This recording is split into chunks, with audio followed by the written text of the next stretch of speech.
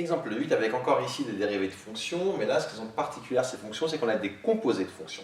Alors je vais essayer de vous faire comprendre sur deux exemples comment on utilise la formule de composé de fonctions quand on veut dériver. Il y aura encore une fois d'autres exemples en TD pour comprendre, mais si vous comprenez déjà sur ces deux exemples, ça vous fera déjà gagner beaucoup de temps sur le TD. Alors commençons par la fonction f. Premièrement, ici j'ai des fonctions puissance, des polynômes, associés, avec une fonction puissance encore une fois, composé avec une fonction puissance encore une fois, donc c'est également un polynôme. Du coup, tout ça, bon, en vrai, j'ai un polynôme, quand je vais développer, et cette fonction est bien définie sur R. Définie sur toute dérivable. Elle fait dérivable sur R, il n'y a pas de souci. Et calculons sa dérivée. Alors, comment ça va fonctionner?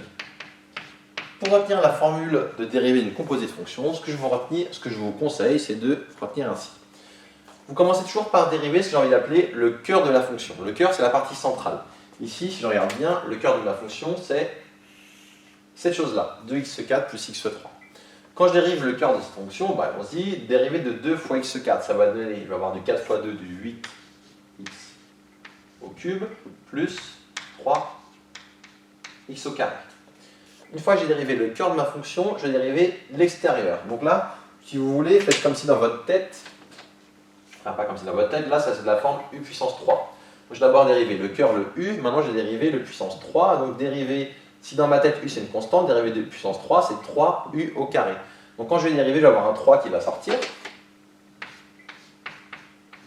fois u au carré, sauf qu'ici mon u au carré, bah, il n'est pas vraiment constant, mon u au carré c'est la fonction qui est ici. Et donc il faut que je remplace mon u par 2x4 plus x3 au carré. Une façon de voir ça, en fait, ce que vous avez fait, la formule, pour ceux qui appliquent la formule, ça donne, j'aurais écrit proprement d'abord, donc dans le sens, proprement, c'est juste mettre le 3 devant. 3 fois 8x au cube plus 3x au carré fois 2x4 plus x3 au carré. Donc si vous avez appliqué directement la formule dérivée de u puissance n, ça fait n u' fois u puissance n moins 1, ça correspond à ça. Et encore une fois, je vous réexplique le principe. J'ai d'abord fait le cœur de la fonction, donc 2x4 plus x3, je le dérive. Puis j'ai fait l'extérieur, donc je dérive l'extérieur, qui serait ici du u puissance 3, mais j'applique la dérivée en le cœur de ma fonction. Donc quand je dérive mon puissance 3, j'ai du 3u carré, sauf que u, je le remplace par le cœur de la fonction qui était là au départ, et ça donne cette chose-là.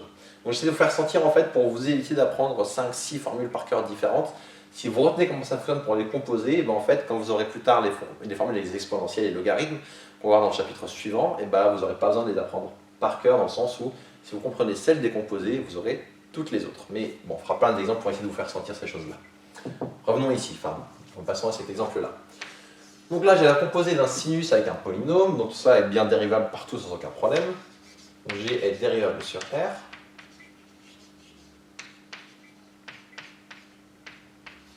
Et calculons la dérivée. Donc je vous l'ai dit, on commence par dériver le cœur de la fonction. Là, le cœur de la fonction, dérivé de x au carré, ça va donner du 2x. Puis je dérive l'extérieur. L'extérieur, le dérivé de sinus, c'est cosinus, mais que j'applique en mon cœur, donc cosinus de x au carré. Donc là, mon sinus u, ça donne mon u', puis la dérivée de sin, ça fait cos, calculé en u. Et ça revient à la formule qui est là. Et ça termine, pour le coup, ici, directement, cette dérivée, il n'y a plus rien, on ne peut pas simplifier plus que ça. Donc voilà pour ces deux exemples, où là, je voulais vous montrer comment on calcule les dérivées quand on a des fonctions composées. Encore une fois, on fera pas mal d'exemples en TD, et j'insiste sur une chose, vous devez absolument maîtriser les dérivées. Donc il faut bien retravailler ça chez vous.